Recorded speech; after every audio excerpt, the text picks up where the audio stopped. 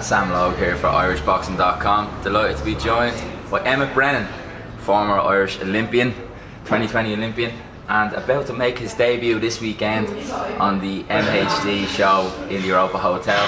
Emmet, how's it going, my friend? Good, yeah. A short, sharp apprenticeship into the pro boxing. Only got 3 weeks notice.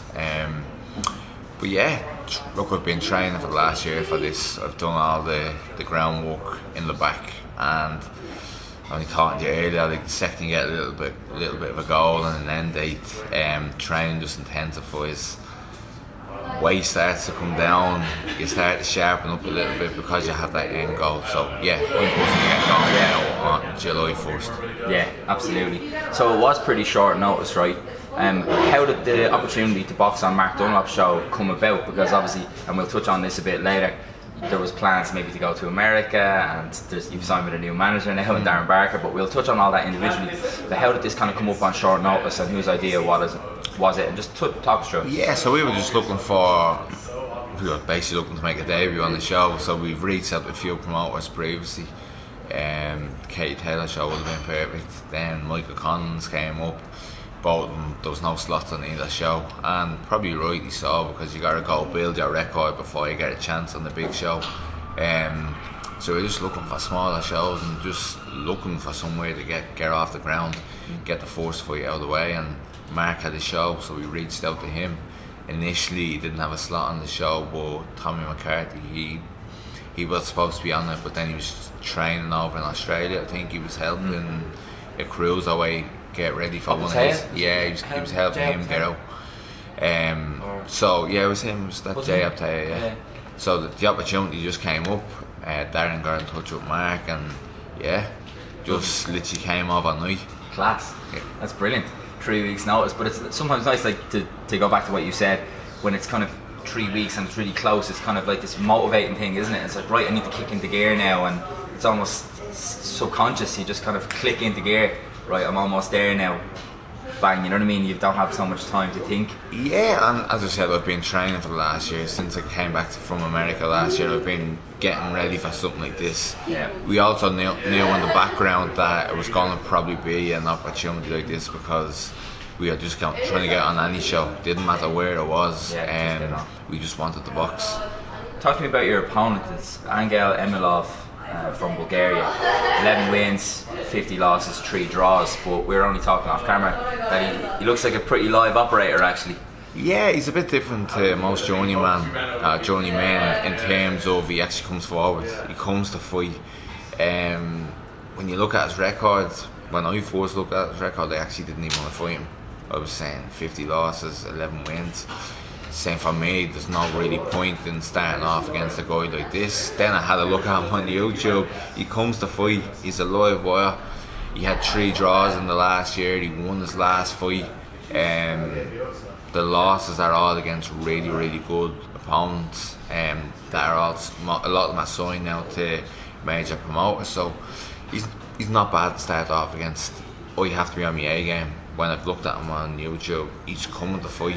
He's not a journeyman that stays against the ropes and lets you hit him and holds and moves and makes it awkward. There's going to be opportunities for me to hit this guy because he's going to be coming forward, which is great for me because that's my game, is going forward. I'm looking to counter against his shot, so he's a tough opponent to make a debut against, but there's a good opportunity that he could make me look really good. You know, saying that, he's only been stopped twice in 65 fights, so the chances that you're going to stop him are very, very low. Obviously, if the opportunity does come, I'm going to try to take him out, but it's been an entertaining fight, but make sure you win. It's about getting the win, just getting on the road and building the record. You've talked a lot to several people, but you definitely said it to me in the past about kind of the route that you want to take, that you're not really interested that much in taking loads of journeymen with like big losing records and stuff. You wanted to fight live opponents, you wanted to get to the belts quickly. Has your outlook on that changed slightly, or how do you see your path now? Is that still kind of more or less how you want to go about things? Yeah, that's more or less the same. Now look, I have a great manager with me now, Darren Barker, so he will probably want to help mould that or slightly change my direction. And of course I'll listen to him because he knows the game inside out. But for me, like as I said, on paper this fella isn't a good fighter that I'm fighting first. I wanted someone with like a winning record or 10-10 or something like that. But he's technically not bad. He comes forward, so that's a very, very good day to start off against. There's a challenge in it. There is a challenge. It's not just a pushover. Yeah. More than likely I will get the 6 rounds in as well. As I said, I want to take him out, but if that doesn't come, it doesn't come. Yeah. Then going into a second fight, I would love someone Irish in my second fight. Yeah. No point waiting around. There's about 8 or 9 of us in the super middleweight division now. Yeah. Let's fight each other. Again, Darren might be thinking something different. I don't know, but I want to go straight into an Irish fight in the second fight. Hopefully in August. I'd love to get straight back out in August. Maybe if there's a show in Dublin or something. Again, talking to you off air.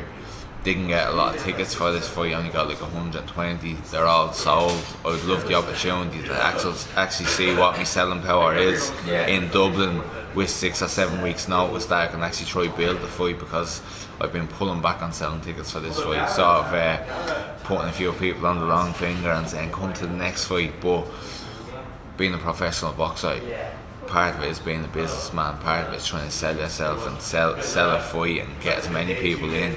I want to actually experience that and see in Dublin what the pulling power is. Definitely. I'd be very interested to see that myself. National Boxing Arena, see how many of them tickets you can do. About 1,000 seater, is it? The stadium? The stadium's 2,000. Is it? Yeah, I think it's like 2,100, 2,200, something like that. Now look, if you got a good live opponent for a Celtic title, the numbers could be anything. But I want that challenge to actually promote something and try to get as much like social media stuff and see how much you can build a fight. Yeah. See what that pulling power is. Yeah, definitely. So who would you like? I mean, you mentioned, and this is kind of going to be something I wanted to touch on later on, but as you've kind of mentioned it already, there is a good group of super middleweights, and there's guys at light heavy as well who are kind of have always talked about being able to make super middle, and those, for me in Ireland, those two weight classes kind of start to merge together a lot of the time. Is there any names that you would be interested in? There's a lot of guys active, like the likes of your Kevin Cronin's, Jamie Morrissey's. They're very active at the moment, and they're fighting for the belts, but there's guys slightly beneath that who are around as well. I'm sure you know Robbie Burke. He's active from Dublin, super middleweight. Yeah, what kind of names are floating around? He's a good friend of mine. That wouldn't be happening. Yeah. So I know it's a business, but who would you like? Just because he's a very good friend of him. I don't really care, to be honest. Like as I said, the names don't really bother me, but the lads there are fighting for the Irish title probably in the next 2 months. That's what I want. That's my goal in the next 4 months is Irish title. Ideally, I'd love a Celtic title in my second fight. Whether that happens or whether I'll be eligible for that. Yeah, can they sanction that in your second fight? I'm sure they could, going off amateur pedigree. If they really wanted it, they could. If I feel I'm better than all the guys, I'm sure they really, really could if they wanted to. I might have to get 1 fight before that, I don't know. Ideally, I would get that in the second fight. Yeah. Then probably defend that once and then go for the Irish title. But names, I don't really care. Whoever's there. It's mostly about rounds, though, isn't it? In terms of being sanctioned for a belt, you have to do 8 rounders. You have to. No, for the Celtic title, you only have to do a 6 rounder. Is it? Yeah. For the Celtic title, yeah. Okay, for the Irish title. But for the Irish title, you have to have done an 8 rounder. Yeah. So if I'm going into a 6 round on the first fight. So possibly I could get sanctioned for the Celtic title in the second fight if they're going off amateur pedigree and skill level, which I'm 100%. I'm at that level. I'm above it. But yeah, if I could get that in the second fight, it'd be great. But for me, it'll be a super middleweight. I won't be fighting that light heavy. There's no point. No. I make super middle comfortable. There'll be absolutely no point from my point of view of going up to light heavyweight. Fair. You've got Kevin Cronin, who's probably going to box Craig McCarthy for that, or super middleweight title. What do you make of that fight? To be honest, I don't know much about the guys in terms of boxing, but they both been winning. It made sense for them to fight. Kevin was in 2 fights with Jamie Morrissey. I'm surprised Jamie hasn't got the call up for that fight, because he won one and drew one. And then they drew the last one. Yeah, so barnstorm. yeah, and they've been great fights. So I'm surprised Jamie hasn't got it, to be 100% honest. I don't really know. Yeah. I don't. Obviously, if the chance does come up to fight either of them, I will look over them a lot, because I'll have to analyse them. That's the type of person I am. I don't go into a fight without analysing the opposition. So, but right now I couldn't really tell you too much about their boxing ability. But in terms of people on social media, what I see of them in interviews, they both seem like very good guys. Yeah, no, they're both sound. Absolutely. As of pretty much everybody in Irish boxing, to be fair, everyone's bang on. Let's move on a little bit. So you have signed with Darren Barker as your manager, right? Yeah. Talk us through that. Like, how did that even come about? Darren Barker, former IBF middleweight champion of the world, good guy. We've had him on the channel a few times. Yeah, Darren's a legend, and he's a proper boxing guy. He's been involved in the sport his whole life, especially the pro side. He's got great connections with Matchroom, and he worked for the Zone, so he'll obviously be working with other promoters that's broadcast on the Zone. So very, very lucky to be working with him. It just came across, I think it was in February. I was about to sign with another manager, went and met him. Really liked what he was saying, but there was just something in the back of my head that was saying, look, try look a little bit further. And then a fellow I know, Tony Davis, who is the head coach of Bahrain's national team, just reached out to me on social media. I've been on a few trips with Tony. It was in Ukraine and the Olympic Games, so I know him. Don't know him extremely well, just know him from being at camps. You meet these people and you connect with them. And Tony just reached out. He was asking me what I was doing. I was like, look, I'm trying to go pro. I'm finding it difficult to get the perfect manager. And I know there's probably no perfect manager, but there's something just not clicking with the people I'm talking to, Tony. And he goes, you want me to reach out to Darren and Joe Calzaghe? Or Darren Barker and Joe Calzaghe? And I says, yeah. I says, of course. 2 really good boxing guys. They've both been world champions. Both know the game inside out. Both well respected. So I said, of course.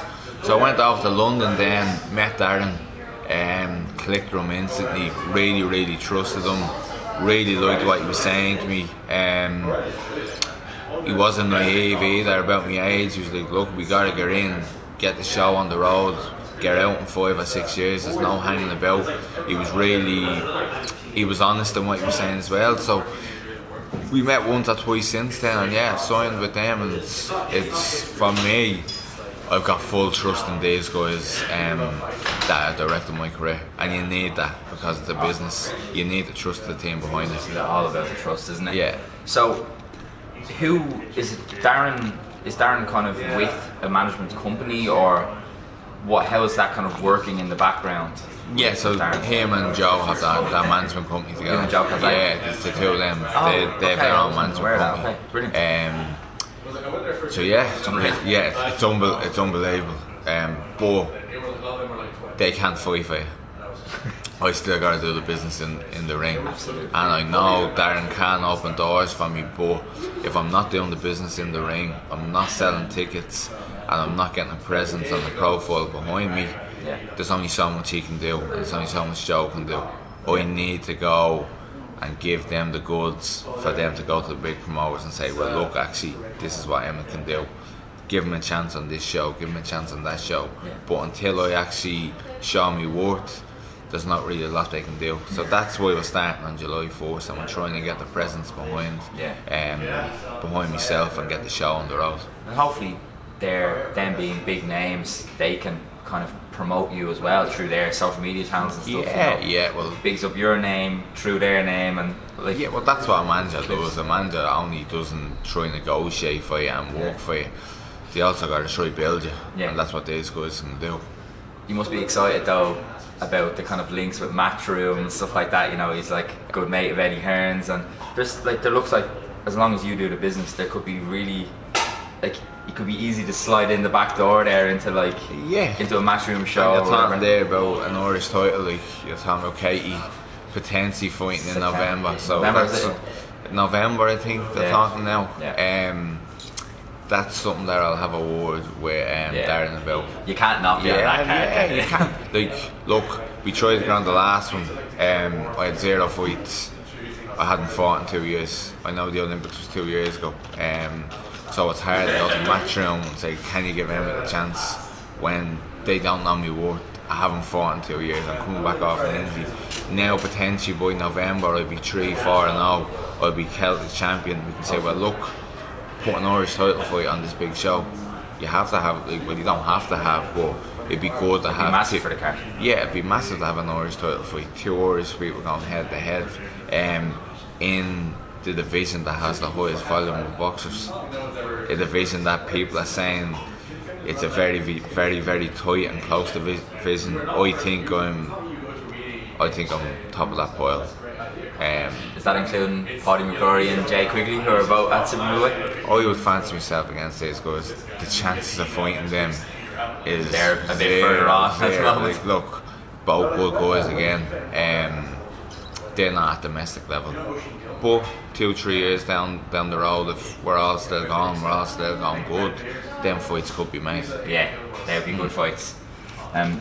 Do you use those kind of names in the super middleweight division as kind of targets in a way? Like, if they're regarded as the 2 best super middleweights in Ireland at the moment, who are kind of operating at world, European and world level, that's kind of where you want to get to, and you want to get there as quick as possible? Yeah, especially like Paddy. I'm looking at his route, the way he went. He went like European title, IBO world title, and now he's on the verge of some very, very big and exciting fights. Well deserved. Again, seems a great lad. Good boxer, solid boxer. Obviously puts the work in. A little bit older than me, and as I said, I'm starting late, so he's sort of paving the path for me. When I get to the likes of his level, he's probably going to be retired.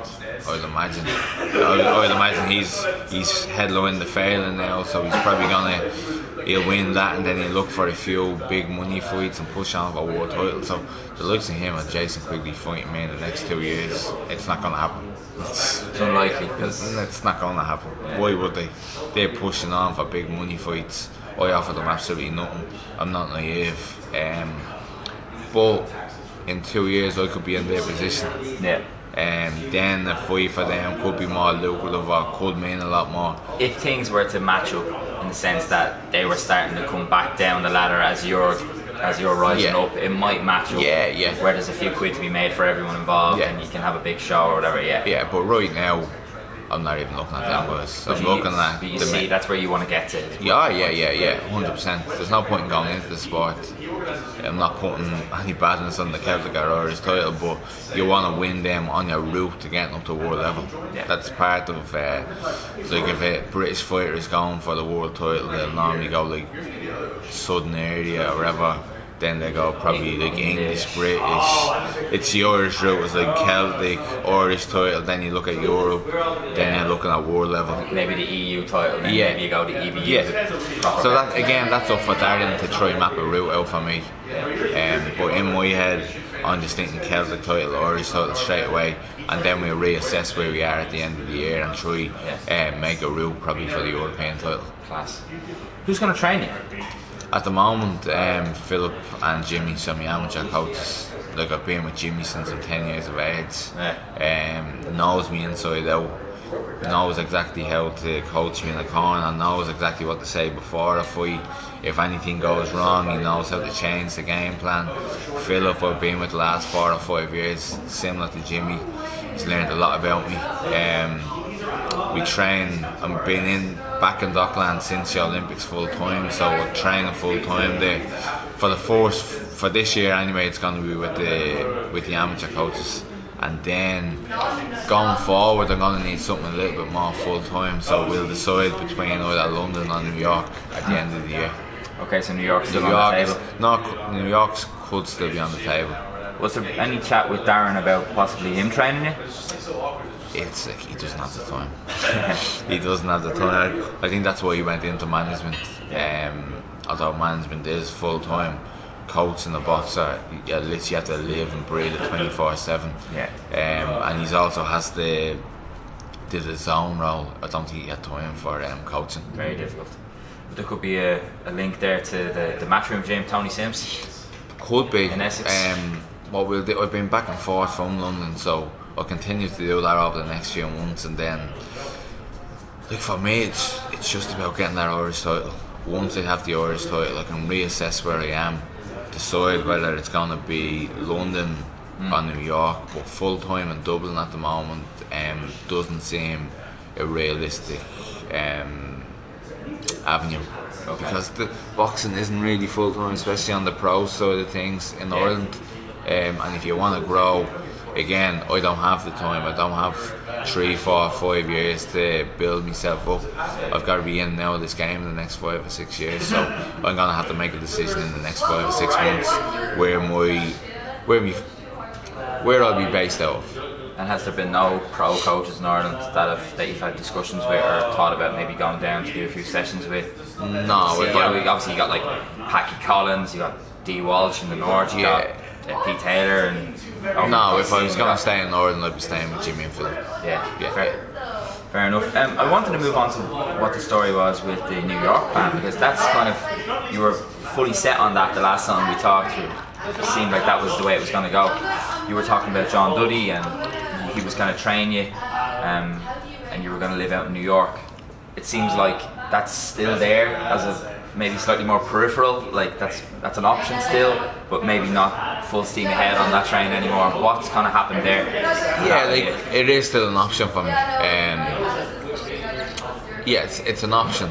Like, the lad's done great for me. James Moore, he was going to manage me. He only reached out to me last week, and like, he couldn't have done enough for me while I was over there, trying to get me contracts, trying to get me set up with John, and looking for sponsorship, stuff like that. He went completely out of his way and really tried to help me. And it just wasn't the right move at that time. I was in a difficult transition coming off the Olympics. My head wasn't in the right place, and the best decision for me was to come back from New York, reassess the situation and see where I'm going to go. I suppose at 30 I should have been a lot more mature, but I wasn't.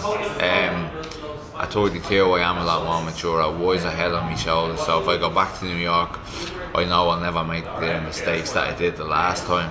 I can go over there with a clearer mind and a better vision of where New York can go from me. Okay. So there is still an opportunity of that. Talking to John Duddy, you couldn't, like, passion just runs through that man's veins. Like, he's a very, very passionate person. Yeah. I'd love to be coached by him, but again, if I went back over there, I'd have to see if he was still up for it. We'd have to do a few more sessions and see what's going to happen in terms of him. If he's still in the position to coach me, you don't know. But I do plan on possibly trying to get back over there by the end of this year. Nice. When you choose a coach, and like when you're considering, like, obviously staying with your amateur coaches versus moving away to work with a different coach, how much are you thinking about, like, what you need to learn and the transition? I know you've always said that you have more of a naturally pro style anyway, but kind of that maybe learning how to box as a pro, you know, the stuff that maybe you don't know from being an amateur for so long. How much do you consider that stuff when you're making these decisions? And I think that's why it's interesting for me that you're staying with your amateur coaches, because obviously it's only a label. Maybe the lads know loads about the pro side of the game, but obviously the fight, like managing the fight, is different. It's much longer. It's, you know, it's a different kind of version of the same game. So how much do you kind of consider what you need to learn to improve in this side of boxing when you're thinking about your coaches? Yeah, look, you can always learn. Even pro coaches can still learn. You're always learning on the go. Yeah, everyone's learning on the go. You're learning fight by fight. For me, it's about bonding with coach. There's a lot of bullshit in boxing. And if I'm going with a coach and I feel that bit of a bullshit, I wouldn't really want to work with them. But you want to connect with a coach. You want to trust, like as I said, I trust Darren Barker. You want to have the same trust in your coach. You want to have belief that he knows what he's talking about. One, he can direct you in a good direction, and he's just technically sound, knows the game inside out. If I'm going to devote the rest of my career to go full time as a boxer, I need to have trust that my coach is the right person to bring me along the way. Absolutely. Saying that it's trial and error, and coaches aren't going to always get everything right. Like a boxer isn't always going to get everything right, so you got to be flexible and adaptable on top of that. So yeah, like you'll know if you're with the right coach, and again, you still got to build a bit of trust and you got to build that bond and relationship. So it's a bit of trial and error it's a work in progress. Yeah, absolutely. It's obviously been 7 months since we last spoke, and you were kind of pretty heavy on. You were turning over. It's taken 7 months to get to this point. In some ways, that's not a lot of time. In other ways, I get the sense of you that maybe that 7 months has been quite long because you want to kind of get moving and get going. Why has it taken 7 months to get a fight? Yeah, and again, it maybe isn't even that long, but what's been the kind of, if you like, hold up for in that time period? Well, for me, I didn't have the team that I fully trusted and believed in. And then Darren came along in February, so I was talking to a lot of people, but as I said, it wasn't in me to go with what was behind me, go with the team that was with me. I didn't fully trust it. None of them are bad guys. I wasn't all in on them. Yeah, it didn't feel right. Then I got Darren in February, and initially we were looking for the perfect show to start off on. That was talks of Katie Taylor's show, so we were like, let's go all out, try grand that show. He was trying to work with Matt Jones Granite. They basically said, I haven't fought yet. It's hard to put everything on the show. So then we went on to the Conlon show. Initially it looked like we were getting on it, and then something happened that there was more fighters from BT that had to be on it because BT was showing, so we didn't grant that show. That led us into the end of May. So we were just trying to grant the perfect show. Then we were like, look, let's just try to get the ball rolling. Get 1 or 2 wins that lead into the next few fights. Then when you go looking for a bigger show, it's a lot easier if you're 4 or 5 and 0, you have a Celtic title behind you. It's a lot easier to run these bigger shows. So what basically stopped us was didn't have the right team, and then we were looking for the perfect start. There's never going to be a perfect start. Yeah, there's never going to be a perfect start, you're right. And maybe it's better, to be honest, to get on a slightly smaller show. I mean, I think you have got big pulling power with slightly smaller promoters, because you can draw crowds and you can sell tickets.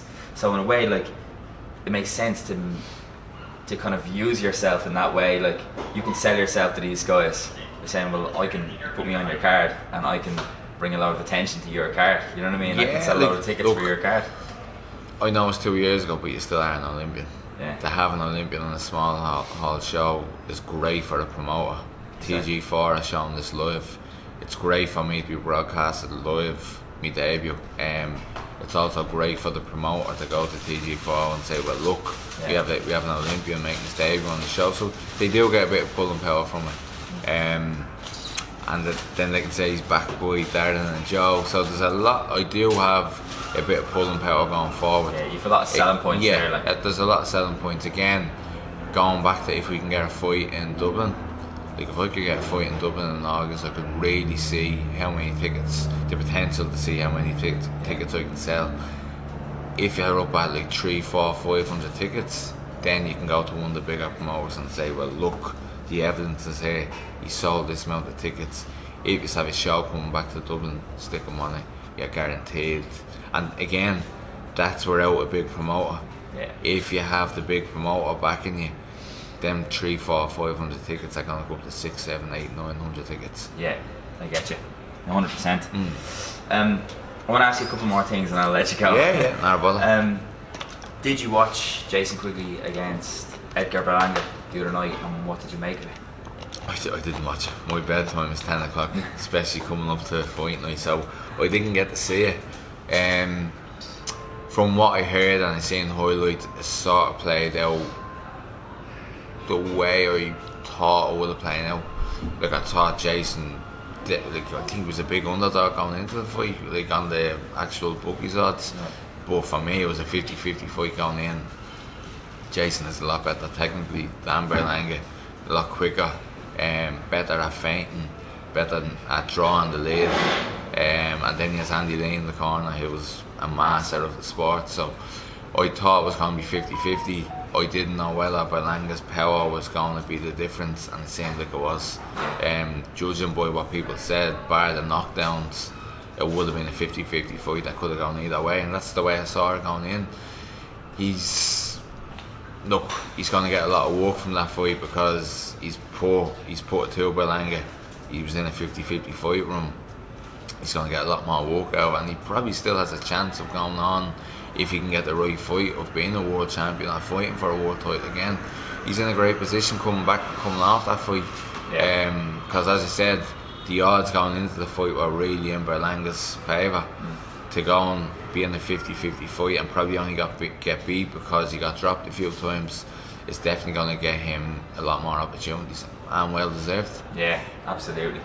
And I read a little thing as well, a report that said he got quite well paid for it as well, so I was absolutely buzzing to see that. Like, look, you're in this game as a business, you want to be paid, and then when you put a good performance on top of that, it means there's a few more paydays coming. But I wouldn't say Jason's in it for paydays. He still has ambitions of being a world champion and getting to the top. So although they are a good, you take them because that's what you're in the game for. He still has ambitions of being a world champion. Can still be a motivating factor, like the money. Look, you still got to get a mortgage, and he has a family, so, and he just had a wedding there recently, so that all has to be paid off, and you're not going to say no to the paycheck. Absolutely not. I want to ask you, we want to do a little segment on irishboxing.com, right? We want to get everyone's top 5 Irish pound for pound fighters. Top 5, I prefer top 10, but if it's easier, I want you to give me your top 5 pound for pound in Ireland at the moment. Amateur and pro? I'm absolutely happy for you to do amateur and pro, but pro, you go with for pro. Sure. You go with pro. Kate would have to be number 1. Like that's it's not even up for discussion really what she's done. She got beaten by a girl that was at a heavier weight. I don't think they should have ever taken the fight at a heavier weight. I think she does beat Cameron at lightweight. Yeah, I think so. Interesting. Like, the fight was tight, although Cameron, I think, was throwing heavier shots, but Katie was blocking a lot. It was a close fight. Well, I thought it was a close fight. Did you think that? I thought that Cameron looked in control. Yes. Like for the whole fight, I think a lot of that was down to size. Yeah. I think bring her down the weight. Leave ego aside and legacy aside. Go back and get the win at lightweight. Leave that aside. It's a business. But he'll wait to say that to Katie. She's her own woman. She'll go do what she wants to do. Yeah. But she's number 1. McConnell number 2. Again, he's fighting for world titles. He's got beaten twice. He's selling now thousands of tickets. Technically incredible. It just hasn't happened for him. Yeah. 2 bad knockouts. Do you want to give us a little assessment on the Lopez fight there as well? I'm sure you watched that one. I watched it, yeah. Lopez is wild. Again, I thought they made the wrong choice. They could have gone for, I think the lad's name is Dogbo. Oh, is it Dogbo? Yeah, I think that's who they should have gone for. I think he holds a world title. He's also promoted by Top Rank. That's who I think they should have gone for. Again, he'll wait to say that. I just think it was an easier fight, and it's about getting the world title. You leave ego aside, you look at it purely from a business point of view and a career point of view. You go for the easiest option. That's what I would get saying. Your belt anyway. And then go off and you Lopez doesn't have a great name anyway. You could have sold the Dogbo fight. Financially, it probably wouldn't have made a difference. You go for the easier fight. That's what I think. Now, that's just me looking at it from a business and a career point of view. And I suppose from the outside a little bit. Yeah. But again, I don't know the ins and outs. Who am I to say that? Mick, I thought he was doing well, but your fella just had that wild streak in him, and you could probably see it coming. It looked like he was going to get them, because it just looked like that fella Lopez will walk through anything. Yeah. I didn't know too much about him. I seen him against Josh Warrington. It was Josh Warrington, wasn't it? Right? Yeah. He battered Josh Warrington. He could, that Lopez could go on and be one of the greats. I think he's still only 28, 29. He could go on and be one of the greats. He's fearless, he's powerful, he's fast, he's unorthodox. That's exactly what he has so much things going in his favour, and he's Mexican. Yeah. That you put that on top of it. But I think there is a world title in Mick. Me too. Yeah, I do. I really, and I'm not just saying that because it's on camera. I think there is a world title in him. I just think they gotta pick their fighters a little bit better. Yeah, they gotta pick the right fight. The only thing I thought when I watched it was straight away he came out and he was like meeting him in the middle and like fighting fire with fire, and I was like, straight away, even though I thought he did well in the first 2 rounds, I thought, I don't know if this is the right plan. Like, why are you trading with this guy? Yeah, and again, they've probably seen something on while they're analysing the video footage of this lad, so it's easy for us to say this. It just wasn't his night. Just wasn't his night. He's been beat by 2 top class guys, so but he was winning the Lee Wood fight. I think on the scorecards he was going to get done on the scorecards. Yeah, but he was winning. I looked at the fight back. I didn't actually see it live. I looked at that back. He was winning the fight. He's just been unlucky. It'd be very, very hard to go out of the sport like that, known as a world title, and I think there is. So to have him as number 2, gets tough after that, does it? It does. I would probably go Pearce number 3. Yeah. He's coming through. He's looked unbelievable. He's at that knocking a 17-0. 17-0 was he? Or 17-1? Can't remember your man's record. But he had 17 wins anyway, maybe 1 draw. He's knocked him out inside 50 seconds. I get to see him in the gym every day, so I know how good he is. He's a wrecking ball. He's a wrecking ball, but you take that aside, he's technically very, very good. A really, really good trainer. I see him going to the top. In his head, he's going to the top. He really believes. He really trains like he believes. So to have him as number 3. Do you want me to rattle off a few names to choose from? Gary Cully, Tyrone McKenna, TJ Downey, Tommy McCarthy, John O'Carroll. There's a few names you can choose from. I'd probably have Gary as number 4. He's coming off a loss. So what? 2 people fight, 1 person has to win, 1 person has to lose. He's been exceptional up to that.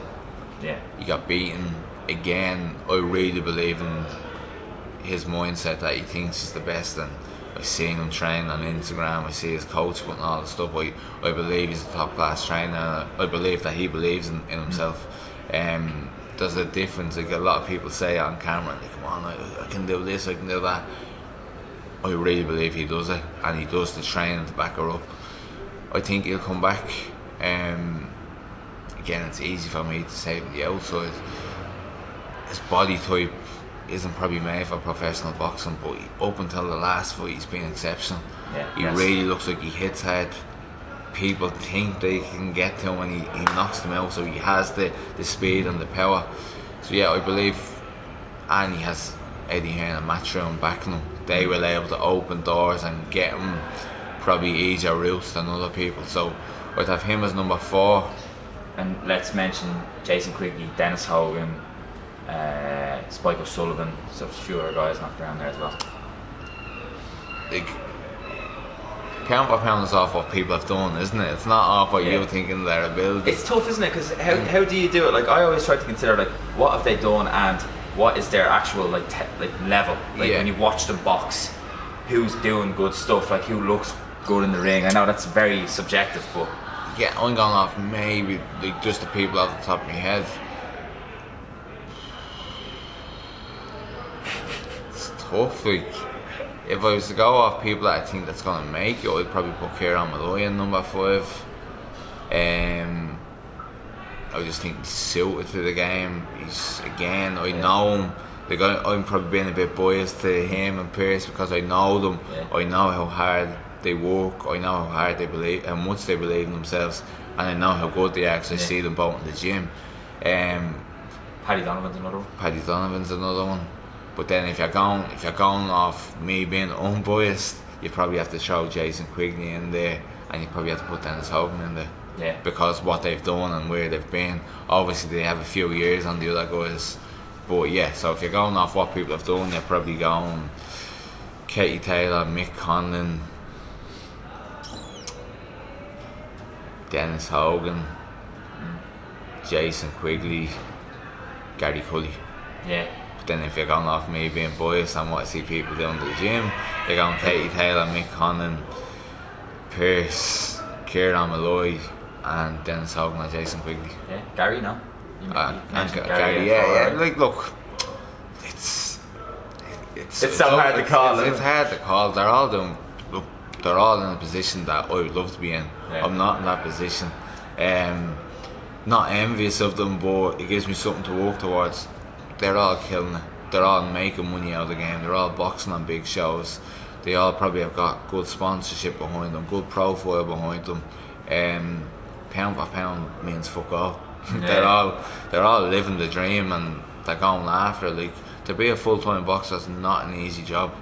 To be able to afford to box full-time it's not a lot of people are in that position, and I'm not going to say the luxury of that position because they've worked to get to where they are, and they're all in that position, so they've done something right, pound for pound. A lot right, probably. They've done a lot right, and it probably wasn't always like that for them because there's a lot more downs and the dark side of boxing than to where they are now, and people don't see that. Yeah. So pound for pound means fuck all.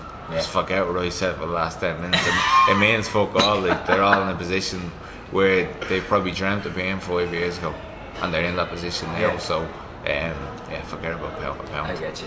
Last thing I want to ask you about is just to touch on what you said there.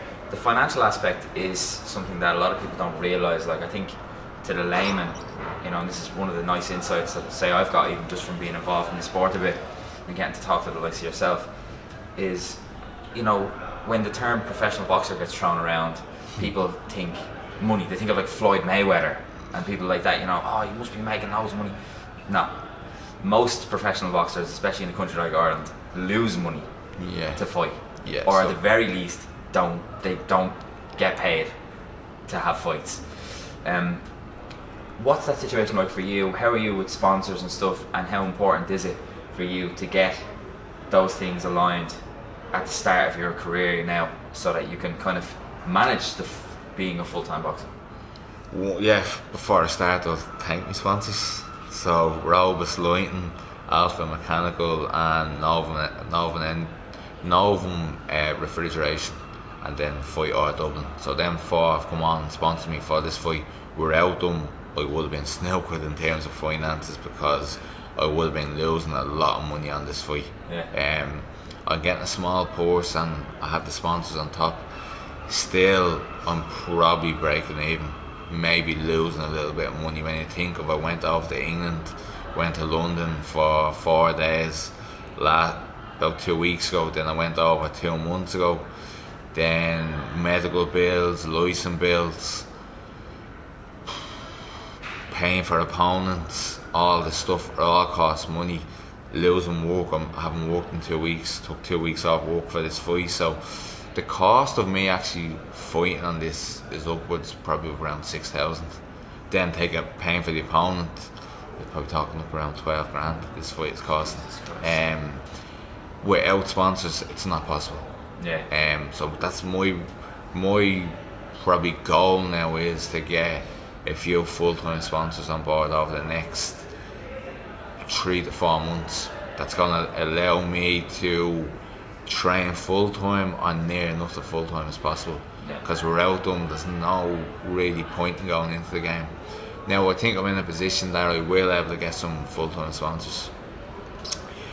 Just talking what you said there, if people see my bank account, they would know, what professional boxing is. Yeah. Professional is it's a word that's thrown around, and everything is professional. What I'm doing, except the finances, the post that you're getting, the salary, whatever you want to call it.